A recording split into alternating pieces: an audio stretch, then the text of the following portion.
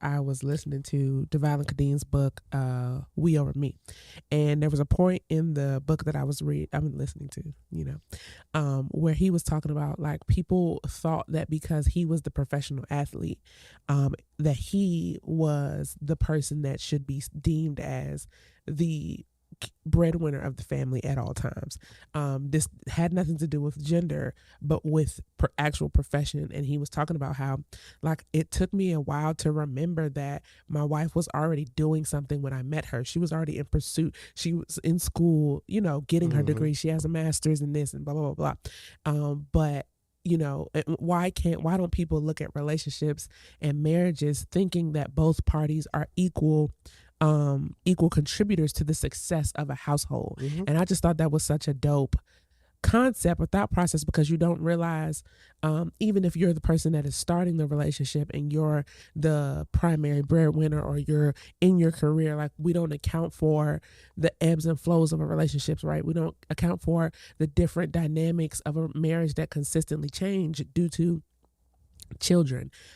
You might not always be the breadwinner. Whose turn is it? Like, is it my turn to be the breadwinner? Is it your turn to be in mastery? Whose turn is it when the dynamics change for when you start having children, when you start building a family? Like, it's always changing. Whose turn is it? Yeah. And we started having that conversation in the kitchen, and obviously we said we have to talk about it. No, yeah, when you kidding me about this this topic, I was like, yeah, this is definitely a dope conversation to have. Just because relationships and people in relationships, they never know what can change within their relationship, and right, how the other person can deal with that, right, and how they may respond to their partner based on what they're going through. So I definitely think it's time to talk about it. Well, let's talk about it. Let's talk about it.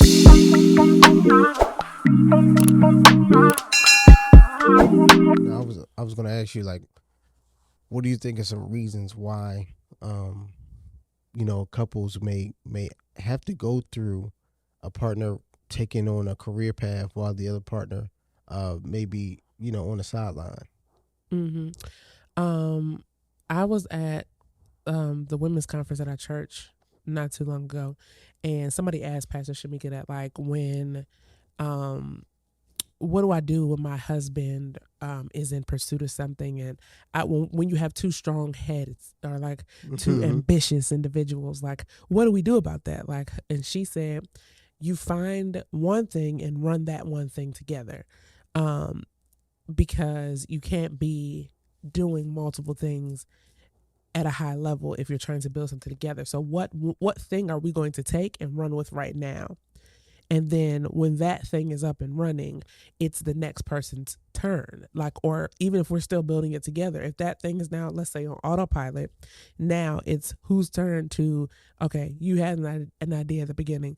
I have an idea after we get that thing in motion and get that running, and providing us revenue and income and all that stuff like that. And so I think sometimes it's wanting to, it's like that what about me feeling. And I think it may happen a lot more I can't speak for all women, but I know for me, sometimes you look at it especially when you just have a baby, and it's like the dad doesn't have the same, it feels like, let me not say they don't, it feels like because of the level of attachment that a newborn has to the mother, especially if you're breastfeeding, but the dad has to go get lunch or go get dinner or, make sure this is done and blah, blah, blah, blah. So I remember when we first had Kaden, it felt like you were always getting to still do. Right. Now, this is not in a career path. This is just in now parenthood. Whose turn is it? And it felt like, well, I'm the one that's having to always be here and I can't go nowhere and I ain't got my nails done and blah, blah, blah, blah. But he going out every day, like going out, like you're really going out to do stuff. What are you doing? You're going to run errands, you're getting groceries, you're doing like stuff. Yeah. But it feels like, oh, he's being able to have the freedom that I wish I had. So I think, there's a lot of competition often. And sometimes it's not unfriendly. It's just like, what about me? Does that make sense? It definitely makes sense. And I was going to ask you because, like, when children do get involved, do you think it's like more important for somebody to now really, really focus on their career, or and somebody focus on mending a house and stuff like that? Do you think it's important or no? I don't know if I think it's important. I think I think the dynamics just shift. Communication is what lacks, because this is something that you and I are literally working on now. Uh-huh. We're having these conversations now, because I remember getting to a point where I just felt like all I was doing was being a wife and a mother. And, even feeling like that was ungrateful to even think. Like, there are people that wish they were married. There are people that wish they could have children or wish they had a partner so that they could have, there are people that have those desires. And so why would I treat that as if this is not a privilege for me? Why would I treat it like it's not something that I desired? If you go back to the first episode, we talked about our pregnancy journey and like wanting to have children and feeling like we couldn't, and all this stuff like that. It's like, how could I look at what I once wanted, what I once prayed for, as if it wasn't enough? It wasn't as fulfilling because I understand my own ambition. Mm-hmm. And being single and single married, and when I mean single married, it's like we don't have kids, Yeah. but we're married. It's like when you're in that era of your life and of your marriage, it's easier to be like, oh, I can go do whatever. We can both be in pursuit and it don't feel no way. But when you do have a family, there's a different dynamic. These kids do got to be taken care of. You know what I'm saying? It's not like we have a son. He's at home with us all day. It's not like he's in school and all the stuff like that. Could he be? Yeah. However, to this day, I just can't justify that cost. It just doesn't make sense if I'm here. If we're both daycare. here. Oh, whew. We're both at home. So for me, it's just kind of like a waste of money. But, having that conversation with you, because you're currently in a state of mastery. Mm-hmm. So my question to you, I don't know if I actually answered your question, but my question to you is like, what do you think in regards to that? Because you are in our current state of marriage, you are the person in mastery, and I'm kind of like the person in waiting. Yeah. I think especially when you're having children, one, this is a discussion that most couples need to have before marriage, or even when you first get married and you don't have children yet, because things will change and things, one person can present the other. And for me, I think being in mastery has its ups and its downs, so to speak. It has ebbs and flows, and within a relationship and personally, like, one, if a couple is going through having a child, and one person needs to be home more or needs to be attentive to the child more, while the other person is trying to grow their career, there has to be a certain level of grace there, on both parties. One, on the person that is trying to build their career, because obviously that takes time. Yeah. You're obviously not going to be in the space that you want to be fully financially, probably, if you're also on that path. Or you could be, and you're just looking to really, really focus and double down and try to level up really quickly. That's also possible too. But then that comes with a certain sacrifice, and that could be sacrifice of time with said partner, or that could be sacrifice in time with the children or your child, and that stuff has an emotional effect on that person too. But then I think about it, I'm like, the partner, how does that partner feel? Do your partner feel displaced or whatever? Like, do they feel resentment because do they feel stagnant? Do they feel, what are they feeling around that time where they feel like maybe my life is just revolving around my children right now, and that probably wasn't the person you were, before this time. That was my actual dilemma though. What? Like, I said this in a previous episode, like, I've never had to sit down this much. You know what I mean? And that makes sense. I remember telling you before, which is probably crazy to say to your husband, but I remember telling you, like, I think, what did I say? I told you I was envious of you, but from the perspective of you knew what you wanted to do. And because I was in a transition period in multiple areas at the same time, from career, from, parenting, and bringing in another child, expectations, all the things that you want to put into this melting pot. I'm like, you're like, I'm in the same boat. I'm still figuring stuff out. I'm like, but at least you know what you're trying to figure it out in. At least you have something that you're studying, something that you're engaging in, something that you are indulging and immersing your mind into, which we talked about, which is now mastery. And it's like, I remember saying, like, and I mean, obviously, like, I mean, that's just real. Like, I was like, I envy the fact that you know what you want to do. And I feel like a scatterbrained bird, and not knowing what I want to do or where I want to go or what to pursue next. And, obviously, like I've said before, like, sitting in a place of piece of that, but it wasn't envy in a sense of like I resent you. It was envy and I wish I knew. I wish I knew too. I wish I knew too. Because I don't mind waiting. I don't mind waiting. All right, anyway. Right. I don't mind waiting, but I would like to at least be waiting and study or waiting. You know what I'm saying? I feel like this is the season where I should be able to. Yeah, you probably thinking like I could be making some baby steps, closer to what, if I have a goal in mind, I can make these baby steps now while I have some free time, stuff like that. Exactly. And I think that comes from how our dynamic has always been, right? You have always, I think, been in the mastery stage of a thing or working something at the time that I was like on the money side of things, if that makes sense. So like if you're going from college, in college, I graduated a year before you. So I have a whole year of just being able to work. Right. You know what I'm saying? And you were able to finish school, finish ball. But it was like the working that I was doing was preparing us for the move we were going to make, right? We make the move. Now, whose turn is it? You're the breadwinner because I have no income, right? So now you're taking on that for over a year.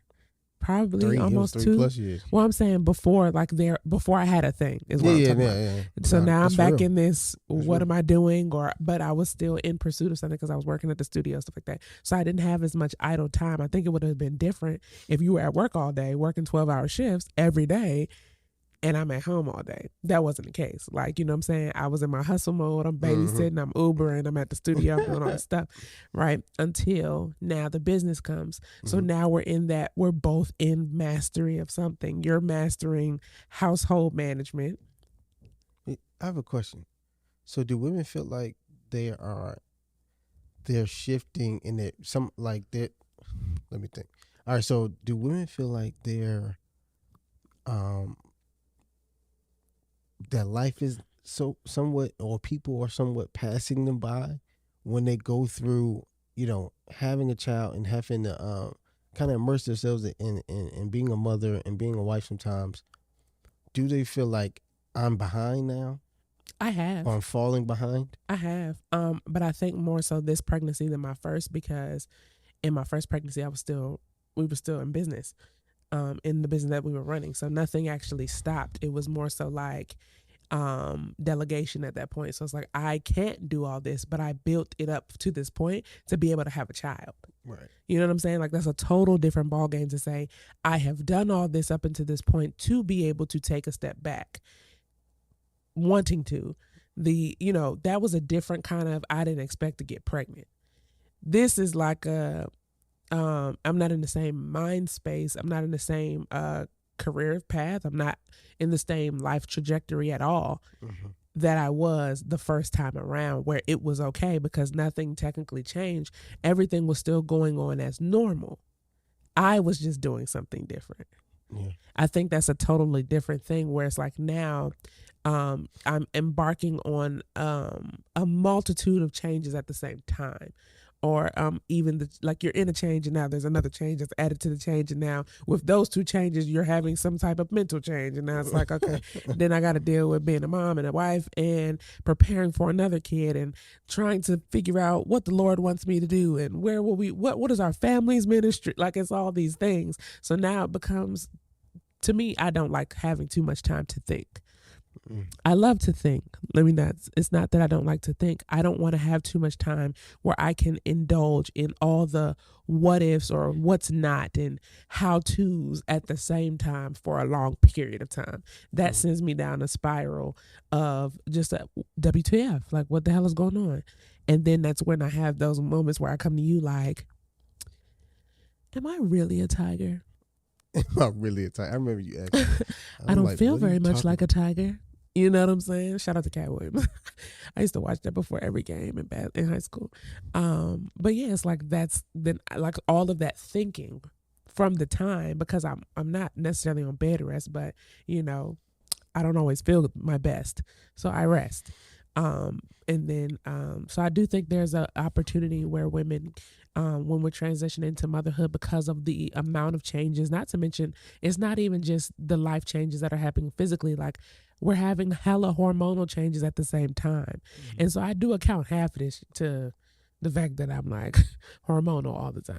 Yeah, I can agree with that. I mean, I just think, like, do you think gender roles play a part in that though? Like society putting gender roles on people when it That plays a now part you in, should just sit down.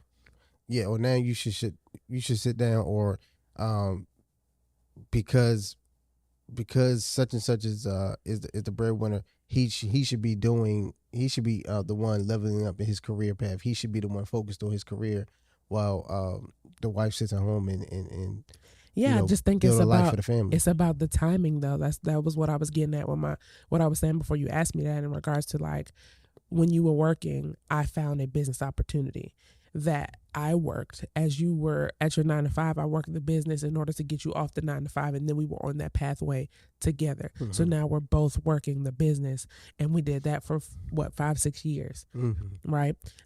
Together. How many years you ain't been working? When did you leave your job? 2019. I believe so. Yeah. So is that's going on? I think it's been 4 years. Yeah. Yeah, about 4 years. Yeah, 4 years. So now you're talking about something we were doing consistently for 4 years. I mean, together 4 years, 3 years. And then after this, you decided to pivot at the beginning of 2022, right? And then I decided to pivot at the end of 2022. You had a whole 12 month, a 12 month head start. It was 12 months of just trying shit though. But that's the thing. It was like I feel like I've done all my trying though. Not all of my trying, but I've always been trying. That's always been my MO. And so that's what I'm saying. Like, but we already decided that when you made that decision, like I want to master the skill of trading. These are my goals with that. Then you have stepped into the mastery phase. Yeah. You have stepped into, okay, who's the mastery person right now? It's you. Right. So it's like, although I feel like maybe I should be mastering something, or maybe I should be finding something else to do, it's like it's not my turn for that right now. Right. But my thing is, why is that a bad thing? I feel like sometimes, and you can speak to this, for women in general or whatever, why can sometimes that feel like a bad thing? Like, that's I what don't have anything that I want to do professionally, or want to, master professionally right now. Why is just, being a mother and being a wife, why does that seem like it's not enough sometimes? That's literally what I've been unpacking for probably like a month-ish. Like a month of like, because like I said, I felt like it sounded ungrateful, and because I love my children. Right. I love my husband. I love being who I am. Of course. But I think it's the ambition in me where it feels like it's snatched away from me. So you feel like it wasn't your actual choice? It was my choice to have children. I don't want that to be misconstrued. Some niggas tried to try it last week, but I don't want it to sound as though I wanted to have children. But I don't think sometimes when you are an ambitious woman, we don't know what the change is going to be. Like, I remember when we had Kaden, like my mindset was, I can't wait to drop this baby so I can get back to my life. Yeah, not realizing it's so funny. You thought you could just going back to regular. Crazy? Are you nuts? Like, no, you can't. Your life is literally no longer the same. Like, there's no way you could be that person anymore. And so for me, I don't think it's the ambition in me that still wants to know, okay, once this baby comes, what am I doing? Yeah. Where are we headed? But I think we had that conversation today. We were on a road trip back to Atlanta, and I asked you that. I said, I don't think what I need now is, I feel like I have accepted that, and not accepted in a way of settling, but I feel like I have come to a point where I have realized this is really my season to rest, and all the things that I'm looking for will not be found if I keep just doing. Yeah, they won't be found in that. Yeah. It's found in the period that I'm in. And that also comes with being able to serve you and you being in mastery, though. Yeah. I remember I told you, like, man, I wish I had figured out that I wanted to do this professionally a year ago. You know what I'm saying? Like, I wish I had it took me like a year of trying different stuff, which I think anybody should do if you have the ability to. If you have the availability to do so. of trying different things to figure out, what do you actually want to do professionally. And I think everybody deserves that time, Mm-hmm. which is why it seems to be like somebody has to have their turn. Yeah. Somebody in the relationship has to be able to sustain the family. Somebody has to be able to, do all the things that somebody can't necessarily do or put their focus on right now. If you want to advance the family in a way that you haven't been ever, Mm-hmm. you know what I'm saying? And when I was sharing you my goals with, wanting, I don't know if I should say it on here. Yeah, not yet, not yet. Yeah, not yet. But just managing a lot Mm-hmm. of capital is just, I knew that would take time, and sometimes we lose sight of, okay, I have a partner here that is here to help me. Mm-hmm. I have a partner here that's here to support me on that journey. As lonely as this journey that I'm personally on is, Yeah. it's important to remember that you still have somebody. You still have somebody that you can come to when you are in your head and when you are, feeling a certain way of like, man, this, like, I should be further along. I should be further along than this. And that's not necessarily the case. That's the reason for navigating the support that what we're talking about. Yeah, I just there's a lot of aspects that you also don't see, because in a I think that's why books are important. Mentorship is important. Finding spiritual covering where you can follow, or being able to hear from a couple in leadership and all that kind of stuff like that. Because like even when Pastor said about there's a something that falls by the wayside when a man is in mastery, but it's Yeah. like when he said it, you were like, that hit me hard, and I don't want anything to happen to our relationship because I'm pursuing something. But it also gives it perspective for me to say, let me not put you in that position to feel like because I'm in my focus state, I'm in my flow state, I'm in a moment of mastery, that he has to worry Yeah. if he's dropping the ball elsewhere.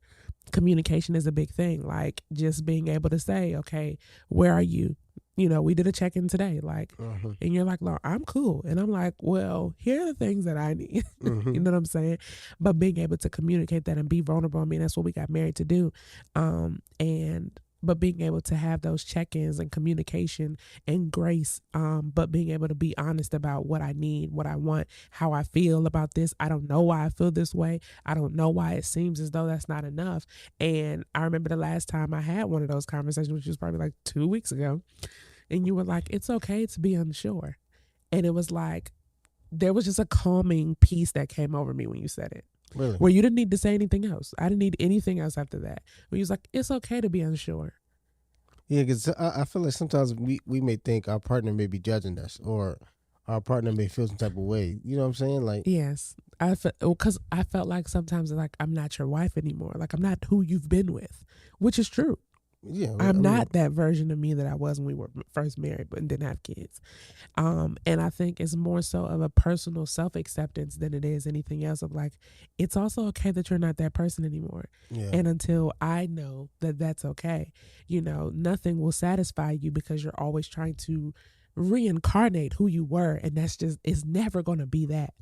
You know what I'm saying? And that's the journey that I'm on personally, of like, I'm having personal healing from childhood and like just moments that, are now resurfacing or finding roots to feelings and roots to emotions that are being had and how old they are.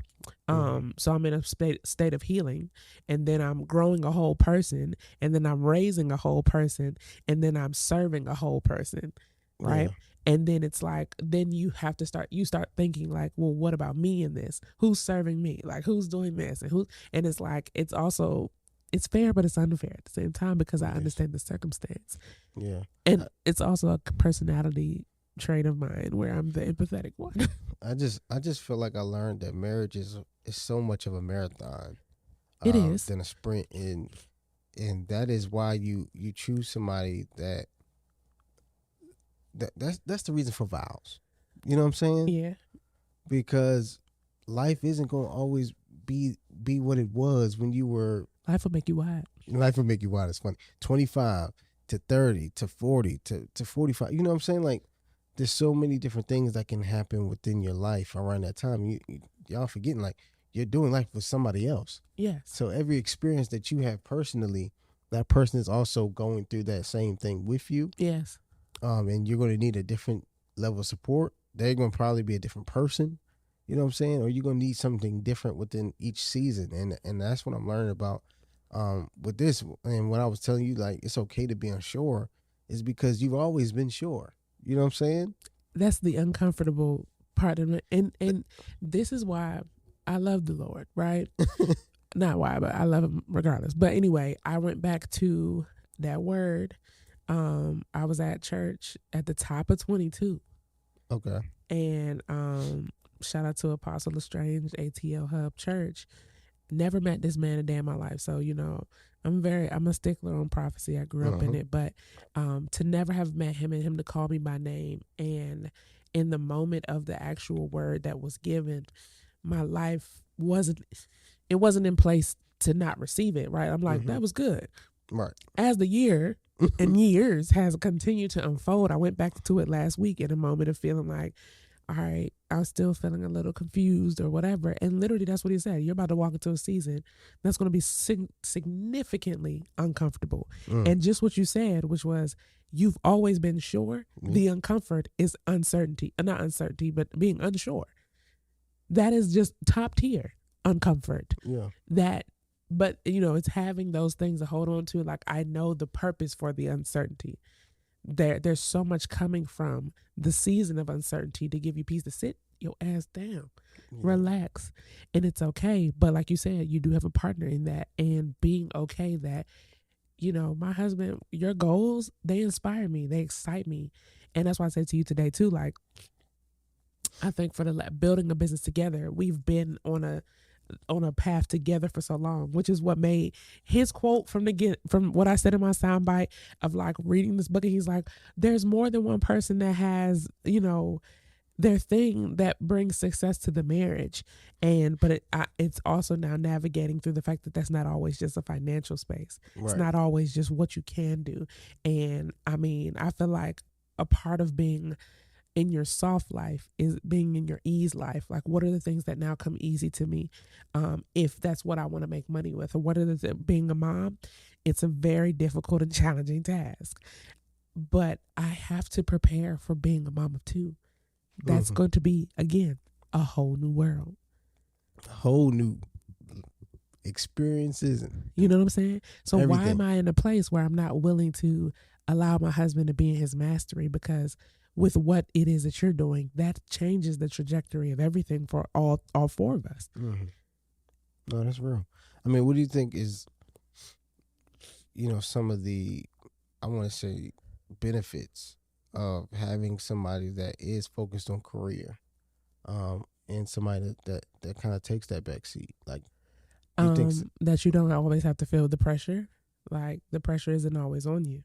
Yeah. You know, because you have somebody who's waiting on their turn. It's like double dutch. Like, I'm waiting to get you on the.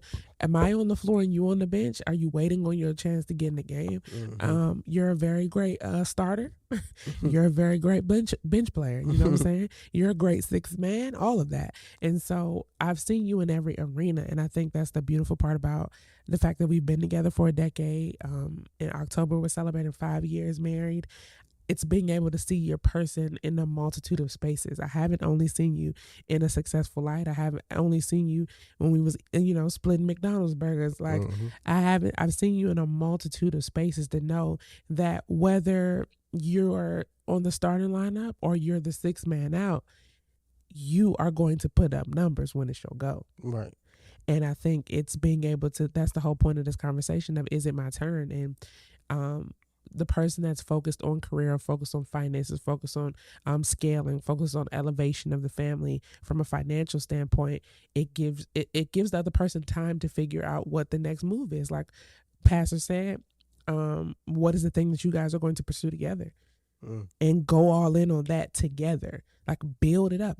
You got together to be together. You got together to build. You went from having 2 hands to 4 hands. You went from having 2 feet to 4 feet. Like, we can move so much faster, so much farther as a team than we can, of both of us, just trying to put our all in two separate things.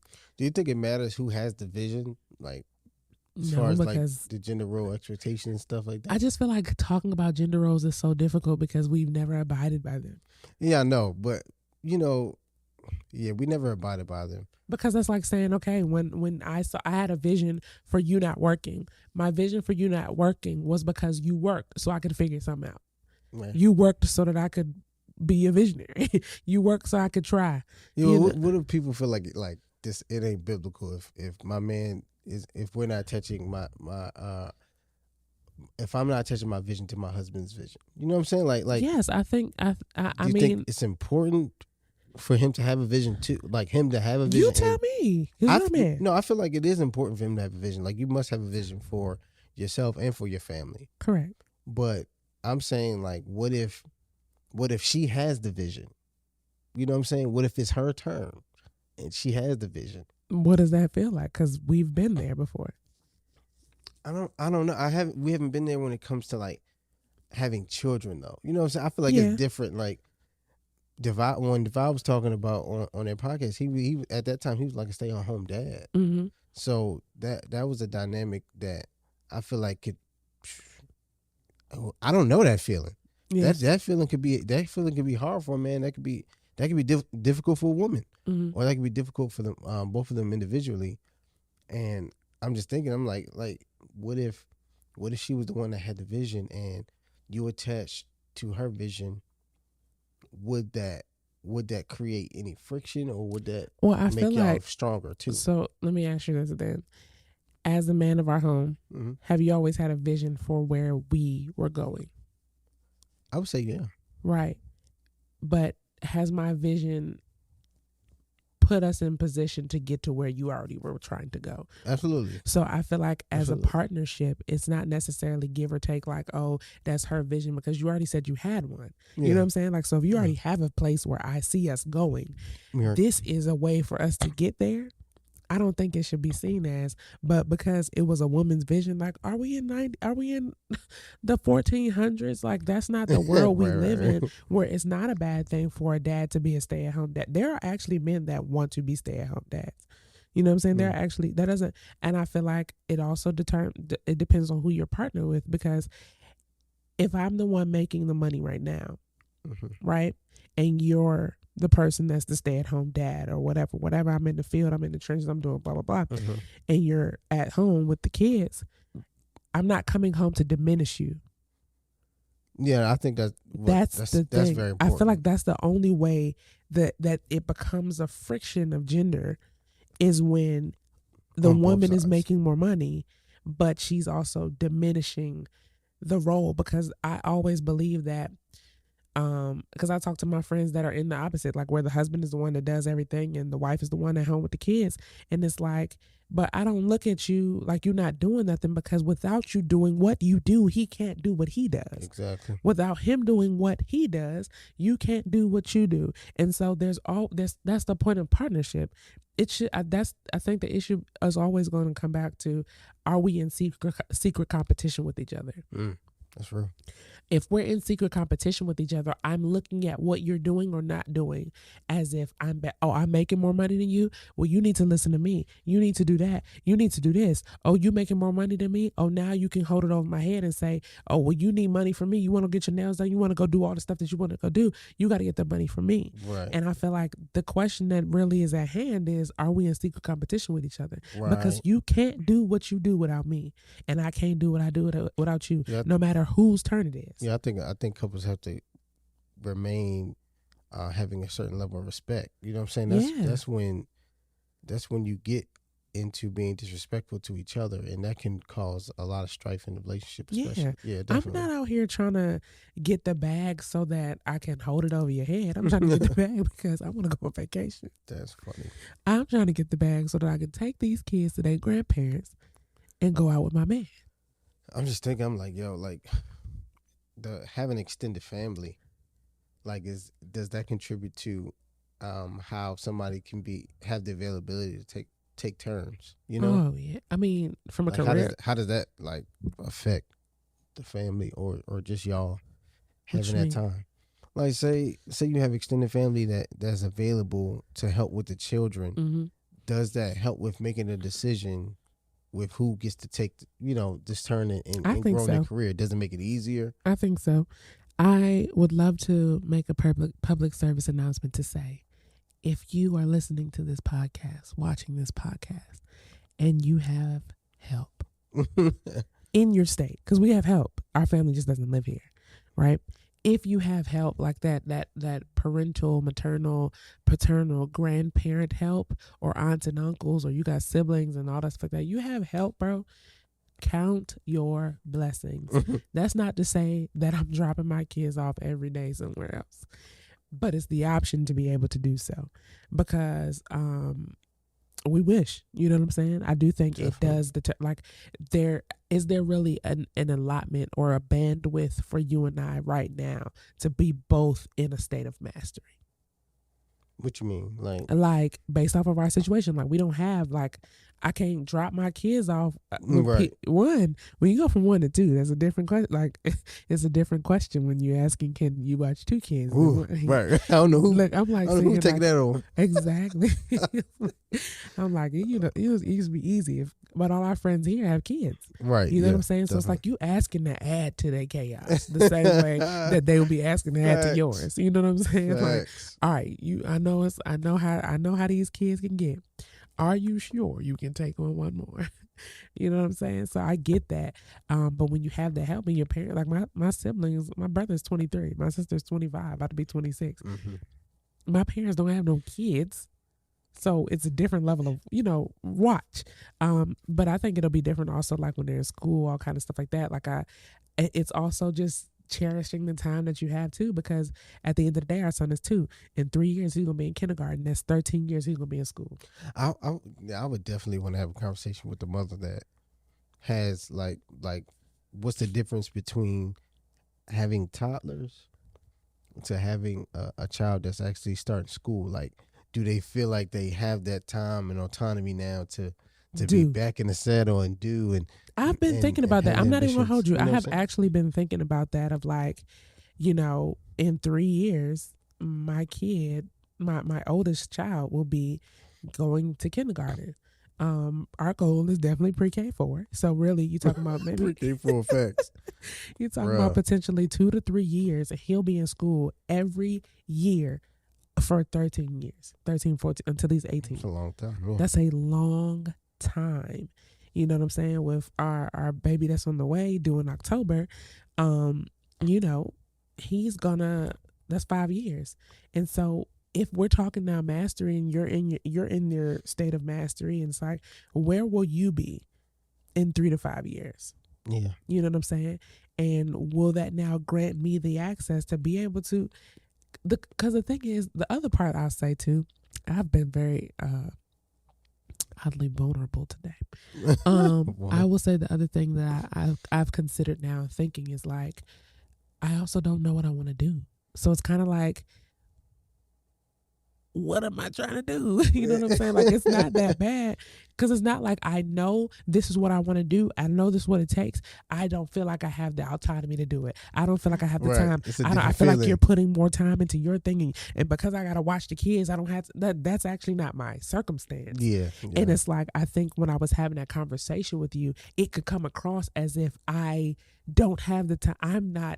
I'm not the mom that's saying I don't have the time to pursue my stuff because I'm watching I'm being a mom, and being a wife. That's actually not the case. And so this is where I said, it's like, it's self-reflection. It's being honest with yourself to say, everything you're saying sounds good, Britt. You make sense. I can 1,000% understand why as a very high level achiever, like, I'm the firstborn child. My parents put me in position to have to achieve. I'm setting a standard. I'm setting the example. I've always been that person from childhood. And this is what I'm talking about when you are unpacking like all the stuff from your life. It's like, why have I been so focused on achievement? This is instilled in me. I was my parents' first child. And as a person, as a mother who has a first child, niggas are winging it. You know what I'm saying? But when you start having other children, I can understand why the pressure was on me. You don't see it as pressure all at, in your early years, you just realize like, I'm just first. I am setting the precedent The for everybody standard. that comes after me. Yeah, you setting the standard. And you can probably see that because of how you always say your behavior was based off of what you saw, because you're 7 of 8. Yeah. So everything that you were doing was based off what you saw. I'm the saw. Yeah, I knew what everything not to do. But do you understand what I'm saying? Through, yeah, you had to go through what you saw all the is lessons. who I was. Right. Right? I'm the standard. You get to make a decision based off of the standard. Yeah. And so when I unpack this, this is me today, every day, for the last, probably for sure during this whole pregnancy, but this is me today realizing that the level of high achievement standard that I have for myself has been ingrained in me my whole life. So this is the uncomfort. This is the feeling of unsureness. It's not that you're unsure, it's you're just used to having something to achieve. Yeah. So without that, so it's like I'm not in a place. That's why I said I feel like, obviously throughout this season, I am getting more comfortable with this season of being okay with resting. Why? Because I actually don't have a for sure, this is what I'm doing right now. This is what I'm going to do next. This is exactly the plan these are the things that it's going to take. These are the markers and that's not where I am. So why would I feel any other way but fine in rest if I have no idea? Yeah, and that's any mother that's listening now. Like, it's okay to take the time to figure out whether you do want to pursue something or you don't right now. Like, it's okay. And I feel like a lot of times, with society pressures, whatever it is, we just feel like it's not okay. Yeah. And I think just based on this conversation alone, I think kind of my life lesson in this is more so like, whoever's equipped in that moment to step in and focus on their career and grow in their career should. It doesn't matter if it's man or woman. Right. Whoever's in the best position, mentally, spiritually, whatever it is, they should be the one to take that reins. And that should be communicated early within the relationship, or early within the pregnancy. Like, things are going to change. Let's be honest. Let's have a conversation. Things are going to change. And with that change, who should be the one to do such and such? Who should be the one to be focused on their career? Who should be the one that should be focused on the children and growing the family? You know what I'm saying? Like, who takes that reign? I think that's an important conversation that every couple should have very, very early. And if they don't, identify it quickly. You know what I'm saying? Be able to identify it before you create problems within your household, or just, unneeded resentment towards, either yourself, each other, or whoever. Because anything, could make you resent somebody. So it's very, very important to have that conversation, I think. Yeah. I think I don't have a life lesson yet, but based off what you said, I do have a response to what you're saying. I think communicate from a communication standpoint, from conversations I had with just my friends and their husbands, I think it's a fair question, right?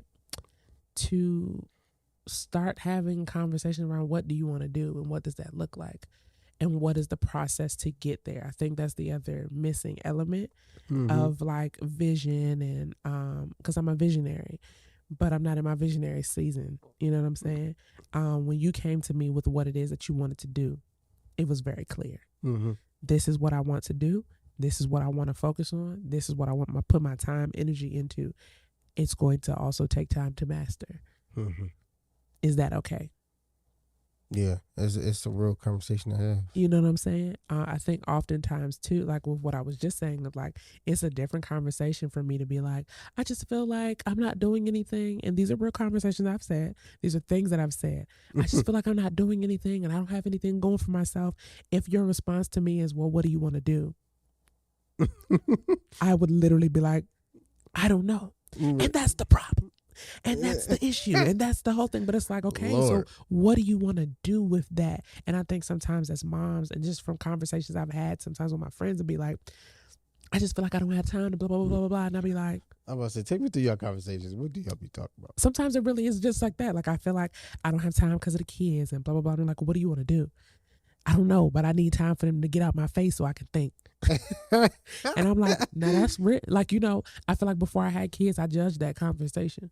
You know what I'm saying? Wow. Bro, what are you saying? Like, but with a child, especially when you have a toddler, and none of them have sons. Well, some of them do have sons, but I know most of my friends have daughters. We have literally like of one set. Our friends are having sons now. You know what I'm saying? But when I was having these conversations, like I said, pre-mom Brit, like I'm like, y'all, you got daughters. Now that I have a son, I'm like, bruh, I call my friends often and say sorry. Yeah. Because I didn't know. Whitney, we love you. I didn't know. Extremely clingy. Yes, and I for good reason, because it won't last long. It won't. And we were just at our friend's house for Juneteenth, and they have a daughter, and the wife is expecting. We literally also had our kids in the same year last time. Our kids were 4 months apart. They're 4 months apart. These two will be, I think, they're like 5 or 6 weeks apart. And they have a daughter. We have a son. And I feel like you were looking like, oh, this is really what it looks like. Because the daughter was to the husband, who our son is to me. Yeah, absolutely. I'm like the clinginess. Attached to the hip. I don't want the other parent. You can put me on the other parent and I'm going to get up and come back to you. Yeah. It doesn't matter.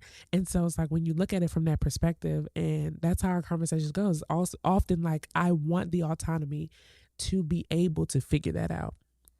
But sometimes I think we can utilize the kids as the reason why I don't have nothing going on, or I haven't figured it out. It's like I said, it's a different conversation if I come to you and say, this is what I want to do.